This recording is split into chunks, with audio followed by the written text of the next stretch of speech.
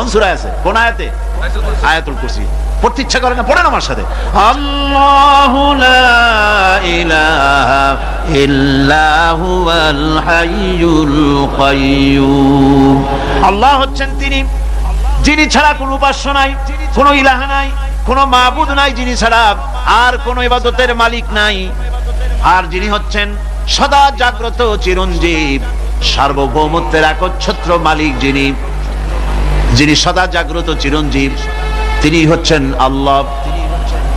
এখন কেউ যদি বলেন আল্লাহ অক্ষর কি, এক একটা অক্ষর বাদ দিয়া আল্লাহরে চিনায় দেন, তাও চিনানো যাবে। আল্লাহর প্রথম অক্ষর যদি বাদ দেন কি থাকবে? কোরআনে কারীম বলছে তা দিয়েও বোঝা যাবে। লিল্লাহি মা ফিস সামাওয়াতি ওয়া মা ফিল আরদ। আল্লাহ হচ্ছেন তিনি যার জন্য আকাশ আর জমিন, আকাশ এবং জমিনের একচ্ছত্র মালিক। এর মাঝখানে যা কিছু আছে সব কিছুর মালিকানা যার হাতের মুঠায়, তিনি আমার আল্লাহ। তিনি কে? আল্লাহ। এরপরে যদি বলেন আর একটা নাম ছেড়ে দেন, আলিফ সাল্লাম একটা নাম ছেড়ে দিলাম, তাহলে কি থাকলো? লাহ থাকলো, দুইটা অক্ষর থাকলো লাহু। এই লাহু দিয়েও আল্লাহ রাব্বুল আলামিনের সিফাতকে, তার গুণকে বোঝা যাবে। লাহু মাকালিদুস সামাওয়াতি ওয়াল আরদ। আল্লাহ পাক বলেন আসমান এবং জমিনের রিজকের চাবিকাঠি আল্লাহ পাকের হাতে, যাকে খুশি তিনি পর্যাপ্ত রিজেক দান করেন। কেউ যদি বলেন লামটাও ফেলায় দেন, লামটাও ছেড়ে দেন, দিলাম নাম একটা ছেড়ে, থাকলো কি? একটা অক্ষর থাকলো হু। এই হু দিয়ে আমার আল্লাহরে চেনা যাবে। ওয়া হুয়াল গফুরুল ওয়াদুদুল আরশিল মাজিদ ফাআলুল লিমা ইউরিদ। আমার আল্লাহ হচ্ছেন তিনি যিনি ক্ষমাশীল, যিনি দয়াবান, যিনি বান্দাকে মহব্বত করেন, যিনি হচ্ছেন আরশে আজিমের মালিক, তিনি হচ্ছেন সেই মহান সত্তা যিনি যা খুশি তাই করতে পারেন। সুতরাং আল্লাহ হচ্ছেন এমন এক লফজ, এমন এক নাম, এমন এক ইসমে জাত যার কোনো বিকল্প নাই, যা অনুবাদ করে আল্লাহকে স্রষ্টা বললে এটা সারবে না, সৃষ্টিকর্তা বললে সারবে না। আল্লাহ পাকের নামের বিরাট বিশাল ব্যাপক অর্থ রয়েছে। সুতরাং আল্লাহকে আল্লাহই বলতে হবে। আল্লাহকে কি বলতে হবে? আল্লাহ আল্লাহ আল্লাহ। কত মজাই নামে, সুবহানাল্লাহ, কত মজাই নামে।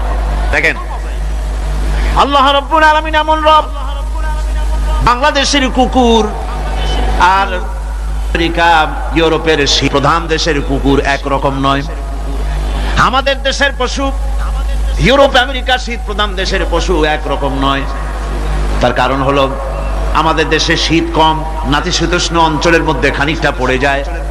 এখানে পশুদের গায়ে কম পশম থাকলে কোনো অসুবিধা নাই।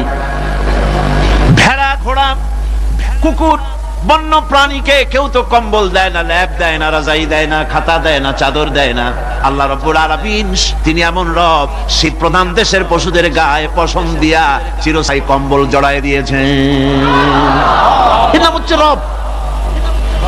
প্রতিপালনের পদ্ধতি কি সুন্দর করে তিনি প্রতিপালন করছেন, কি সুন্দর করে তিনি পশু পক্ষীগুলিকে তাদের আহার জোগাড় করছেন, প্রতিপালন করছেন। তিনি রব, মানুষকে সৃষ্টি করেছেন, আমাদেরকে সৃষ্টি করেছেন, সব চাইছেন। সুবহানাল্লাহ ওয়া বিহামদিহি, সকল প্রয়োজন মিটিয়েছেন, একটা জিনিস বাদ রাখেন। আমাদের মুখে দাঁতের দরকার ছিল, মায়ের পেট থেকে দাঁত নিয়ে আসিনি। মায়ের পেট থেকে আসার পরে আমাদের খাবারের দরকার ছিল। লক্ষ্য করেন রব কারে বলে, লক্ষ্য করুন। মায়ের পেটের মধ্যে যখন ছিলাম ওখানে কোনো রোগের জীবাণু ঢুকতে পারে নাই। ফি কারারিন মাকিন, একটি সুরক্ষিত জায়গায় আল্লাহ রাব্বুল আলামিন বাচ্চাকে রেখেছেন, যেখানে কোনো সর্দি হবে না, জ্বর হবে না, সর্দি হবে না, ব্রঙ্কাইটিস হবে না, ডায়াবেটিস হবে না, প্রেসার হবে না। মায়ের পেটের মধ্যে বাচ্চাকে এমন জায়গায় আল্লাহ যত্ন করে রেখেছেন। এই বাচ্চা যখন মায়ের পেট থেকে বেরিয়ে এলো তখন তার পরিবেশ অত্যন্ত খারাপ। এখানে পলিউশন আছে, এখানে কার্বন ডাই অক্সাইড আছে, এখানে বিষাক্ত হাওয়া আছে, এখানে দূষিত আবহাওয়া রয়েছে। প্রতি মুহূর্তে রোগ তাকে হামলা চালাতেছে। এই রোগের থেকে সে বাচ্চা বাঁচবে কি করে? এজন্য রব্বুল আলামিন তিনি এমন রব, মায়ের বুকের মধ্যে যে খাবার তৈরি করলেন বাচ্চার, ওই খাবারের মধ্যে বাচ্চার ওষুধ আল্লাহ পাক বানায়া দিলেন। মায়ের বুকের দুধ শুধু দুধ নয়, এটা ওষুধ। সুবহানাল্লাহ। এটা খাদ্য, এটা ওষুধ।